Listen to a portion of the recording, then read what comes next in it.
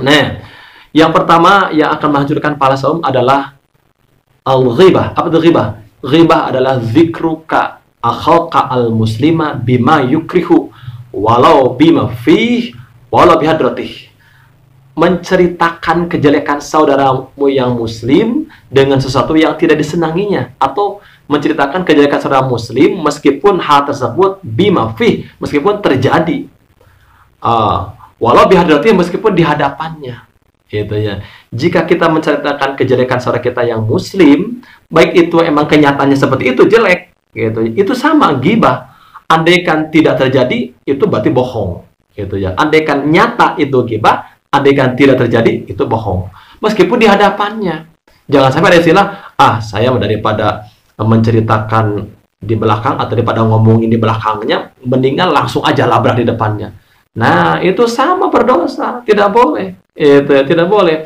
Karena diancam oleh Al-Quran surat Al-Muazzah. Wailul likulli humazatil lumazah.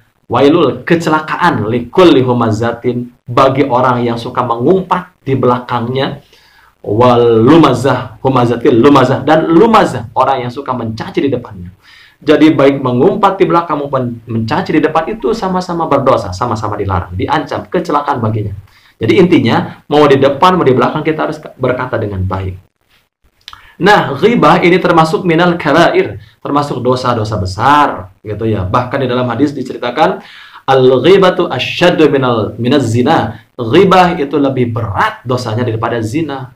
Qila wa kaifa? Ya Rasul, kok bagaimana bisa seperti itu? Gitu ya. Orang yang berzina yazni yatubu fayatubullah alaih. Orang yang berzina kemudian bertobat, maka tobatnya diterima oleh Allah. Tapi jika orang yang berghibah kemudian dia bertobat, maka tidak akan diampuni dosanya oleh Allah sebelum dimaafkan oleh yang digibahkannya. Makanya berat dosa ghibah. Maka di zaman Rasulullah SAW, ketika ada orang yang berghibah, itu langsung hukumannya di depan. Ketika ada dua perempuan yang sedang berghibah, maka disuruh memuntahkan di dalam mulut, maka keluar darah. Itu dosa menggibah. Itu ya, dosa menggibah. Maka dalam Al-Quran, wala yaghtab ba'dukum ba'dan. Itu ya, janganlah kalian menggibah. Gitu. Karena itu sama dengan memakan daging bangkai saudara. Nah, gitu ya. Kemudian orang yang berghibah itu di zaman Nabi Musa, ketika Allah berbicara ke Nabi Musa, maka kata Allah, orang yang meninggal kemudian bertobat dari perbuatan ghibah, maka dia akan masuk surga paling terakhir. Dan orang yang meninggal tidak bertobat dari perbuatan ghibah, maka dia akan masuk neraka paling awal.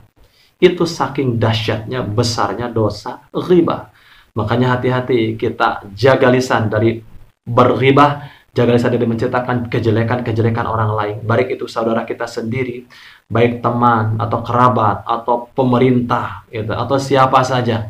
Itu tidak boleh kita umpat di belakangnya. Jangan kita berghibah kepadanya. Karena akan menimbulkan dosa yang sangat dahsyat, dan juga apalagi di bulan puasa akan menghancurkan pahala puasa. Jadi dosa ghibah mau di bulan Ramadan maupun luar Ramadan, mau sedang puasa atau tidak sedang puasa, harus kita jaga. Cuma kalau kita sedang berpuasa itu lebih-lebih, kita harus lebih ekstra. Karena kalau kita berpuasa kemudian berghibah, maka akan dapat dua kerugian. Kerugian yang pertama, kita akan mendapat dosa besar dari ghibahnya.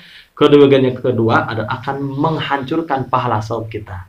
Kemudian kalau kita bisa menjaga lisan dari ghibah, maka akan dapat dua keuntungan. Keuntungan dari kesunahan kita, kesunahan berpuasa. Keuntungan yang kedua adalah dapat pahala wajib dari menjaga lisan dari berbuat ghibah. Nah, itu masalah ghibah. Semoga kita semua diberi pertolongan oleh Allah untuk bisa menjaga lisan kita dari perbuatan ghibah. Wassalamualaikum warahmatullahi wabarakatuh.